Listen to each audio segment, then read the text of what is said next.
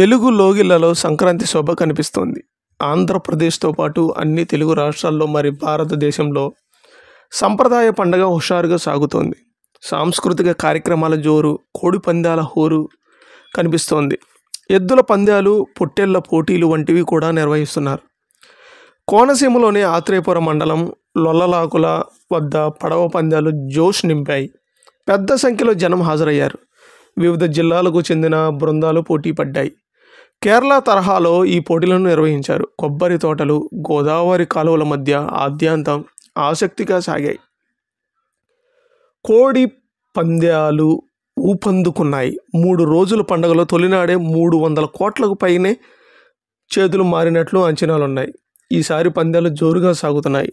కోర్టుల ఆదేశాలు, పోలీసుల ఆంక్షలను దాటుకొని కోడి పందాల నిర్వహణ సాగుతోంది. పగలు రాత్రి తేడా లేకుండా వివిధ జిల్లాల్లో ఈ పందాలు నిర్వహిస్తున్నారు. ఈసారి కడప, నెల్లూరు వంటి జిల్లాలలో సైతం కోడి పందాలు భారీ స్థాయిలో నిర్వహించడం విశేషం. కోడి పందాల ఊపందుకున్నాయి. ఈ 3 రోజుల పండుగలో తొలినాడే 300 కోట్ల పైనే చేతులు మారాయి. ఈసారి పందాలు జోరందుకున్నాయి. ఉమ్మడి తూర్పు గోదావరి జిల్లాలోని తొలి రోజు 100 కోట్ల మేర పైగా పందాలు జరిగాయని అంచనా. కోనసీమలోని మురమల్ల బరిలో దాదాపుగా 20 కోట్ల వరకు పందాలు సాగినట్టు అంచనా. కృష్ణా జిల్లాలో కూడా పెనుగంచిపోలు వంటి ప్రాంతాల్లో భారీ హంగామా మధ్య కోడి పందాల నిర్వహణ సాగుతోంది.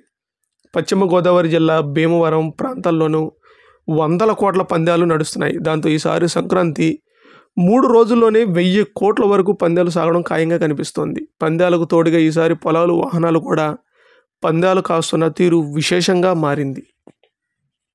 గతంలో పోలిస్తే ఈసారి ఇరు ప్రాంతాల నుంచి వచ్చిన వారి సంఖ్య పెరిగిందని కౌండిన్య టూర్స్ అండ్ ట్రావెల్స్ అధినేత ఆర్ రామలింగేశ్వరరావు అన్నారు. హైదరాబాద్ నుంచి వచ్చిన వారి సంఖ్య పెరిగింది. 2 రోజుల్లోనే లక్షల వాహనాలు హైదరాబాద్ నుంచి విజయవాడ వైపు తరలివచ్చాయి. వాటితో పాటుగా ఇతర రాష్ట్రాల నుంచి వచ్చిన వారితో కలిపితే ఈసారి సంక్రాంతి సుమారుగా 40 లక్షల మంది వరకు ఏపీకి తరలివచ్చినట్టు అంచనా. వారంతా ప్రస్తుతం కోడి పందాలు సహాయ వివిధ కార్యక్రమాల్లో చురుగ్గా పాల్గొంటున్నారు. స్థానికులతో పాటుగా ఇతర ప్రాంతాల నుంచి వచ్చిన వారి కారణంగా పందాలు జోరుగా సాగుతున్నాయి అంటూ ఆయన వివరించారు. మొత్తానికి సంక్రాంతి వచ్చింది 9 అంటూ 3 రోజుల్లోనే 1000 కోట్ల రూపాయలు దాటిపోవడం ఖాయంగా కనిపిస్తుందన్నారు. ప్రకాశం, పల్నాడు జిల్లాలో పలుచోట్ల ఎద్దుల పందాలు కూడా జరిగాయి. ఎడ్ల బళ్ళు, బండ్ల లాగుడు వంటివి నిర్వహిస్తున్నారు. వాటిని చూసేందుకు భారీ సంఖ్యలో జనం తరలివస్తున్నారు. ఉత్సాహంగా సాగుతున్న ఎద్దుల పందాల్లో విజేతలకు పెద్ద మొత్తాల్లో బహుమతులు కూడా అందిస్తున్నారు నిర్వాహకులు. జానపద కళారూపాల సందడితో ఉత్తరాంధ్ర మారుమ్రోగిపోతుంది. గిరిజన ప్రాంతాల్లో కూడా సంక్రాంతి కళ కనిపిస్తోంది. గ్రామీణ నేపథ్యానికి అద్దం పట్టేలా కళాకారులు ఆటపాటలతో అరలిస్తున్నారు.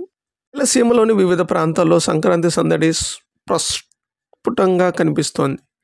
గ్రామీణ ప్రాంతాల్లో వివిధ సంప్రదాయాలను అనుసరించి కార్యక్రమాల నిర్వహణ సాగుతోంది. ఏపీ అంతటా సంక్రాంతి శోభ సంతరించుకునింది. మకర సంక్రాంతి పర్వదినం సందర్భంగా సంప్రదాయ కార్యక్రమాలతో మెరిసిపోతుంది.